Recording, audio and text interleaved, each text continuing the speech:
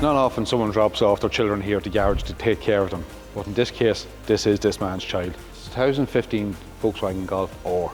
The Golf R is a very special Golf because it's their top-end offering, but they're not just a Golf, they're a semi-sports car. And once you're into sports car territory, you're into a lot of maintenance. Now, thankfully, this customer knows what he has. He knows it's an R, he knows it's a sports car, and he knows that to take maintenance. So even though there's low miles in this car, he's asked to give it the once over. This car is heading for the Nürburgring, does not want it to give trouble. Right, what have we got here? We've got a full selection of genuine Volkswagen parts: air filter, pollen filter, oil filter. We've hydraulic oil filter, we're going to do a service on the gearbox, full set of spark plugs, brake pads, but also we noticed that the battery was testing a little bit low in this car, so rather than risk it letting him down in a foreign country, which no one wants a breakdown fee once you leave this country, we're putting a brand new battery in it.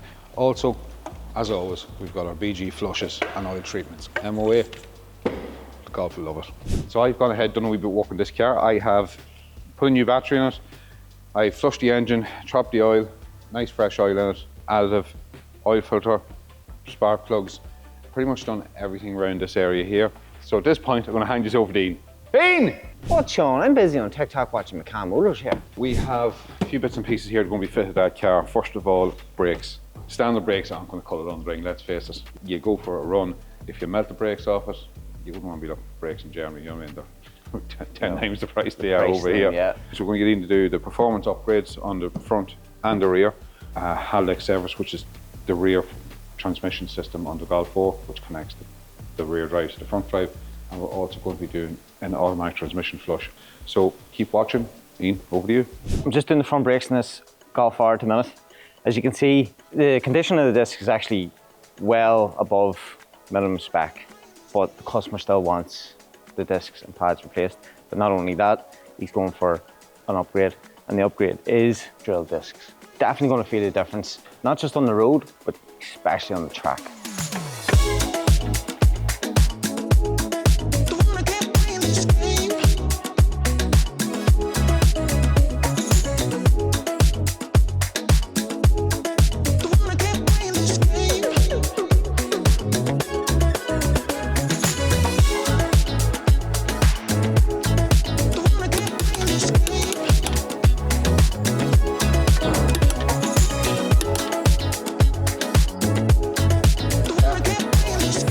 We're just draining the rear differential, and we're now going to be servicing the Haldex motor. This is the Haldex filter, and you can see there's a decent amount of debris all around it, so hopefully you can see that on the camera. So I'm going to take out this little filter, I'm going to clean it, I'm going to refit it, replace it with 2 new seals, 2 new bolts, and then add the oil to the differential, and that'll be us.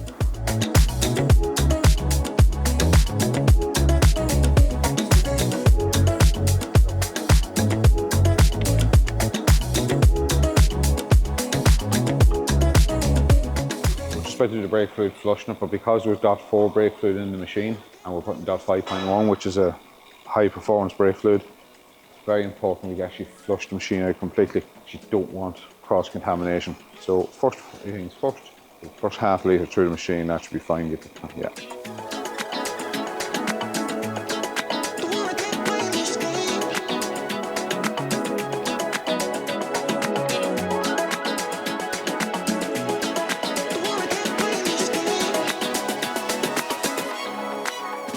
Normally when you're doing a brake fluid flush in a car, you wouldn't just be flushing so much through it.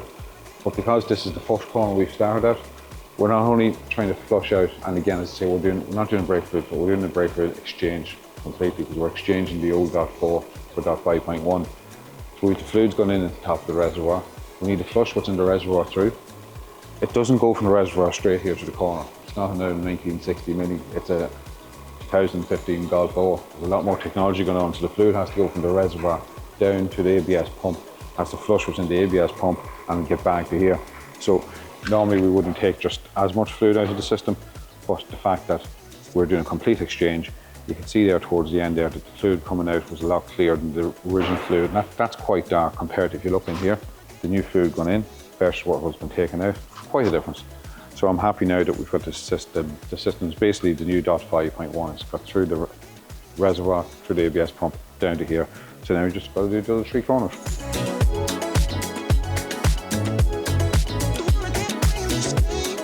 So we're moving on to the transmission flush on this little Golf 4, and first of all we've just put 11 litres of dual clutch transmission oil. It's a special oil for the Golf 4s. We've added that special oil into the machine, and now what we're going to do is, because the last machine was a different car completely, it wasn't DSG box, we have to do what's called a zero cross contamination. That's quite simply just flushing out the lines. So you put your new oil in first, and then the machine pumps the new oil through the lines. You lose a little bit, but you gain a lot more. As diagnosed Dan says, let's do this together. What that fitting's going to do now, it's going to oil that would have been coming up into the oil filter is now going to get into the machine, and the oil that would have been coming out of the filter going back into the gearbox, the machine is going to match that oil and put brand new oil into it.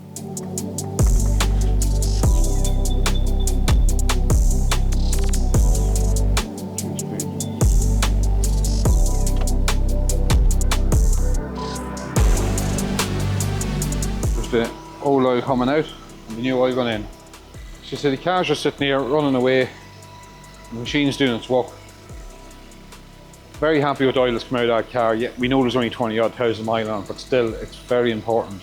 Like, you know, oil is like blood to you or me. If our blood's not good, we're going to have a problem. And this oil, again, we're talking about preventive maintenance here. We're not talking about waiting until the oil's dirty or contaminated. We're talking about changing it before it's actually gone, it's burnt out. So we're very happy here with the quality. You can see the new oil going in, genuine Volkswagen oil. You can see how clear it is, and you can see as I'm talking, this second tube is clear. You can see it here, the machine's now asking us to check through the sight glasses if the gearbox oil is clean. Do we want to flush additional oil? So if you have a wee look over here, you'll see that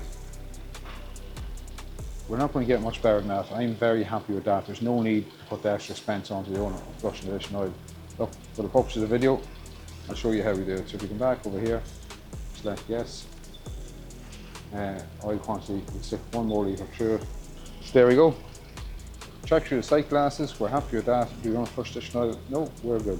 So now what we do, we have to check the oil, we have to open out the bung underneath the back of the transmission, and we have to check the level of the oil itself. It's going to ask 2 questions here. If there's too much in it, we'll recover a wee bit, but if it needs a little more at this point, that's when we can add it.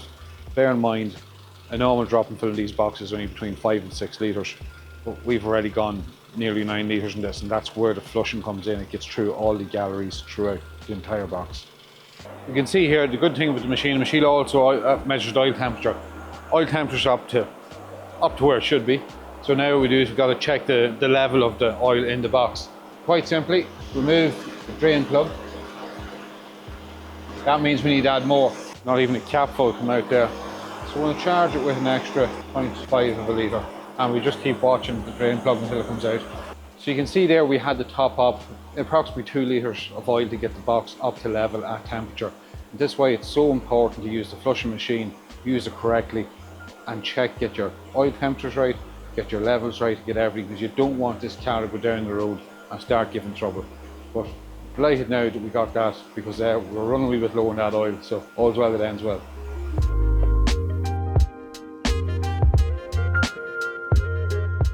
Thankfully, Kieran has allowed us to go ahead and do a stage 1 power increase on his car. The stage 1 power increase from Avon Tune is one of the most easiest upgrades you can do on a Golf 4, and one of the most cost effective. It's got the most bang for your buck. For the cost of stage 1 remap, going from 300 horsepower to 360 horsepower safely, that's cracking value. First things first, when we go to do a power upgrade, first of all we need to go do a full diagnostic on the complete car. That is a must. One of the other things can happen when you're remapping, especially diesel vehicles, you've wee things you're checking to make sure the specified pressure commanded by the ECU is actually met by the actual pressure of the engine. Things like that. When there's a variance in them, if it's a big enough variance, it'll throw up a fault. If it's only a small variance, it won't throw a fault up, but something someone that's doing remapping needs to detect first. Because one of the things to remember, while remapping amplifies your performance, it will also amplify a problem if you have one. So thankfully, no problems with this lady. One of the other things the owner of this car has asked us to have a wee look at is transmission ECU. Why would you want to look at the transmission ECU, you might ask? Very simply, on a turbocharged petrol vehicle, the response is a lot more rapid. And what you generally find, especially in a car that's as light as a Golf 4, that has as much power as a Golf 4, you'll bounce off the rudder limiter quicker than the ECU has told the gearbox to change gear. So the reason we're remapping the gearbox is to tell the ECU to change the gear quicker to match with the power of the engine. Our file has come back for the stage 1 for the engine ECU. So while we're waiting on the transmission control unit file to be generated, let's go and write the ECU on. So we're going to write a tune file. It's going to be stage 1. Sure, you want to write this. Yeah. So the ECU says here has been successfully flashed. So our next stage now is to download the transmission control unit file off the Avon tuning portal and get it onto the car. ECU successfully flashed, we're good to go. Do you know what, it's amazing the difference that, and you can see why so many people go for these Golf Horse. They're absolutely fabulous. They're a marvellous piece of technology that you can go from 300 horsepower to 360 with no major expense. Now obviously, the owner of this car is a very clever man, because he's not only gone for an extra 60 horsepower, he's gone for more stopping power. Because a lot of people don't realise, it's one thing having the power, it's another thing reining it in. That's a neat little unit in it. It just so happens that the sponsor for today's video is Delta Distributors. Delta Distributor also own this vehicle, and that should be taken out to Nürburgring. But they're also the distributor of GNET Dashcams throughout the UK and Ireland. So if you are in the garage in the trade, they're a trade-only supplier, mind you. So if you're in the trade and you do want to get your hands on some nice cameras, give them a wee shout. So today we're going to be fitting the Geon 4, which is GNET's flagship model. It's the 4K front, 1080 rear. See how nice and sleek it is. That will sit up against your windscreen like that, and you can adjust the camera to suit the slope of the screen. And you've got a lovely little cute rear camera here, very unintrusive.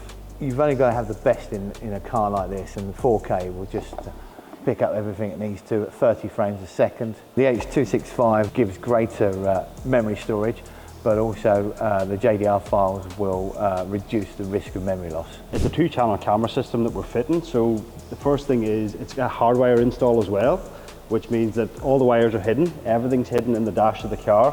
Power comes from the front. We have our front camera is going to sit up here on the left-hand side of the rear view mirror.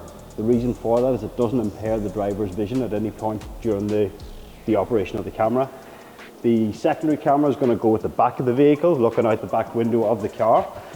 The wire itself is going to be run across the roof cloth and brought back out here. Now in this car, we're going to bring it over the roof cloth, through the grommet, and then our camera's going to sit here looking straight out the back window. The first thing we're going to do is we're going to take off the A-pillar cover, get our wires run for our back camera, find our power source, and then actually mount the cameras themselves.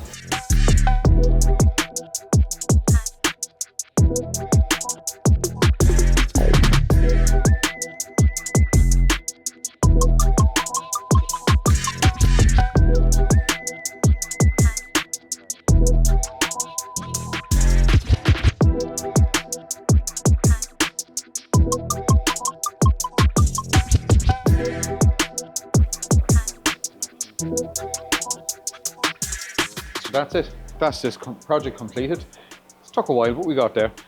Now, what we've done in this car complete, we've got it completely ready for the Nürburgring trip it's about to embark on. And we've put new brakes all around it, upgrade mind you. We've upgraded the engine power, we've serviced the engine, we've put new bulbs all around it. We've put a dash cam in it, so hopefully it doesn't record anything that he doesn't want anyone to see. We've serviced the Haldex, we've serviced the air conditioning, we've serviced the transmission. Everything, front to back, this car is good to go. There's only one other thing gives trouble on these cars, it's a known issue, and that's the water pump. It's bone dry. Only 20-odd thousand miles, you wouldn't expect it to leak this early. So the next time I hear from this customer, all I want to hear is how that trip went.